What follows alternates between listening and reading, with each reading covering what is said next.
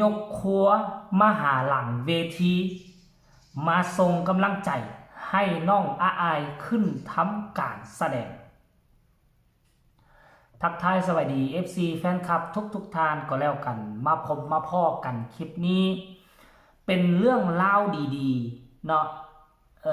ที่อยากจะนำเสนอให้ FC แฟนคลับของอาอายสกุลนพรได้รับได้ฮู้กัน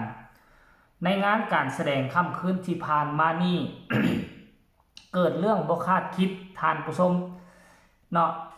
มีผู้รักผู้ใหญ่ยกกันมาทั้งครอบทั้งครัวมาให้กำลังใจอาอายอยู่ข้างเวทีเนาะ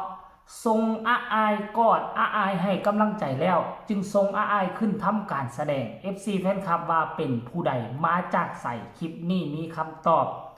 ต้องขอทักทายสบายดี FC อาอายสกุลนพรลูกสาวของบอสนพพงศกรแห่งเสียงวิหกกันแล้วกันบ่ว่าจะอยู่ทางฝั่งไทยฝั่งลาวอยู่ทางสหรัฐอเมริกาเนาะก็ขอทักทายสบายดีน้ำกันในคลิปนี้เนาะท่านผู้ชมถือว่าเป็นเรื่องราวดีๆดนจึงจะเห็นเพิ่นมาเทื่อนึงดนจึงจะเห็นเพิ่นเข้ามาหลังเวทีเทื่อนึงเนาะน่าจะเป็น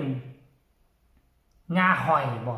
แม่ของพ่อนพพงศกรอาเทพแล้วก็อาไม้พร้อมน้ำน้องสาวน้องชายจะเป็นซามินมิลินเข้ามาหลังเวทีเข้ามาให้กำลังใจหลานสาวอาอายก่อนที่เพิ่นจะทำการแสดงเนาะ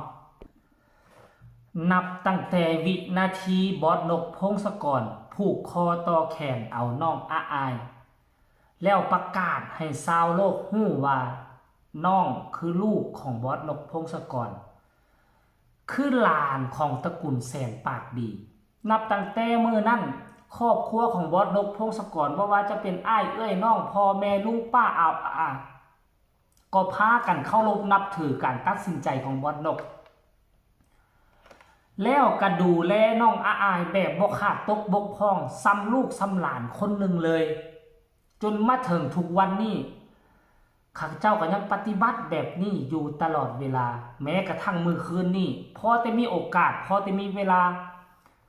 เขาก็จะเดินทางมาให้กำลังใจอาอายอยู่ข้างหลังเวที อันนี้คือความหักความแพง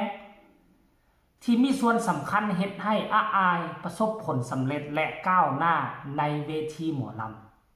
ำเรื่องราวมันจะเป็นแนวใดนั่นอยากให้ทุกคนไปชมคลิปนี้สากรวินาทีเนาะตระกูลแสนปากดียกครัวมาให้กำลังใจอาอายถึงหลังเวทีกอดจูบหอมกันแล้วขึ้นทำการแสดงไปชมพร้อมๆกันเลย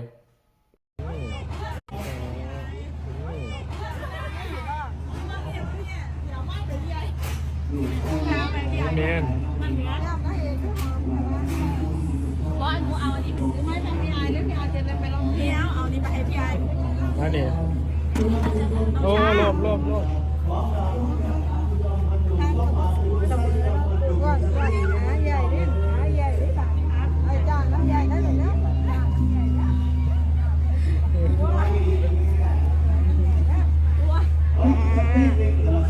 จ่าปูได้หรือไงจ่าปูน้ำใหญ่นะ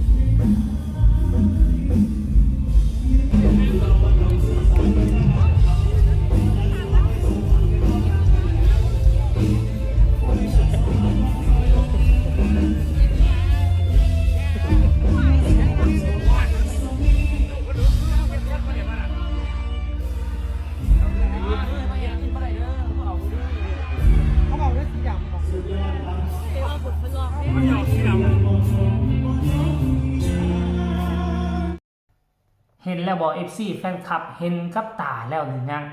อันนี้คือความหักความแพงความอบอุ่นที่ครอบครัวพอนกพงศกรมอบให้กับอาอายขั้นก่อนแล้วนี่ว่ามีแต่พอนกพงศกรมอบให้แล้วญาติพี่น้องคนอื่นยังกีดกั้นยังบ่ยอมรับอาอายก็คงจะเดินทางมาบ่ฮอดจุดนี้แต่อันนี้อาอายอยู่ในสำนักงานอยู่ในวงเสียงวิหกแบบเป็นบอสน้อยอาอายตัวจริงลูกหลานน้องนุ่งพ่อแม่บอสนกพงศกรกันยกให้น้องเป็นผู้สืบทอดของวงเสียงวิหกน้องจึงอยู่ด้วยความมั่นใจในเมื่อคนเฮามีความมั่นใจแล้วการกระทำการแสดงออกมันก็ออกมาแบบบ่มีหยังข้องคาออกมาแบบลอดแสดงอยู่บนเวทีก็นับมือนับดีขึ้น FC แฟนคลับก็ล้นหลามขึ้นทุกมืออันนี้คือสาเหตุหลักที่เฮ็ดให้อาอายมีจิตใจทุนเทียงบ่ห่วงหน้าบ่พะวงหลังขึ้นแสดง พัฒนาตนเองอยู่ตลอดเวลานี่แหละที่มาของความสำเร็จเป็นเพราะครอบครัวที่อบอุ่นนั่นเองท่านผู้ชม FC แฟนคลับเนาะอันนี้คือการเคลื่อนไหวล่าสุดมื้อคืนนี้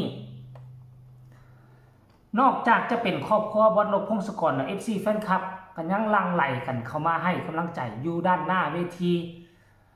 มาไล่ทิปหน้าเวทีล้นมืออะญะคือเก่าพ่อแม่เอ้ยนี่แหละเพิ่นว่าแข่งเหือแข่งแพ้มันแข่งกันได้แข่งขันบุญวาสนามันแข่งกันบ่ได้น้องเป็นคนมีบุญวาสนาเป็นคนหักคนหอมครอบครัวสนับสนุนหนุนทรงจึงเฮ็ดให้น้องประสบผลสำเร็จไววาในวัย13 ปีเข้าวงการเพียงแต่2 ปีถือว่าเป็นผู้หนึ่งที่ประสบผลสำเร็จแบบไววาบางคนเข้ามา5 ปี10 ปียังบ่ได้ทอเสี้ยวหนึ่งของอาอายสกุลนพรเนาะก็อยากฝากฝังคลิปนี้ไว้อีกคลิปหนึ่งในอ้อมอกอ้อมใจ FC แฟนคลับก็แล้วกันไผเบิ่งแล้วมีคำคิดคำเห็นแนวใดอยากส่งข่าวอยากส่งกำลังแห่งใจก็พากันคอมเมนต์มารัวๆฝากกดไลค์กดแชร์กดติดตามที่สำคัญจะกดข้ามโฆษณาพ่อกันใหม่ในคลิปหน้าสำหรับคลิปนี้ลาท่านผู้ชมไปก่อนสบายดี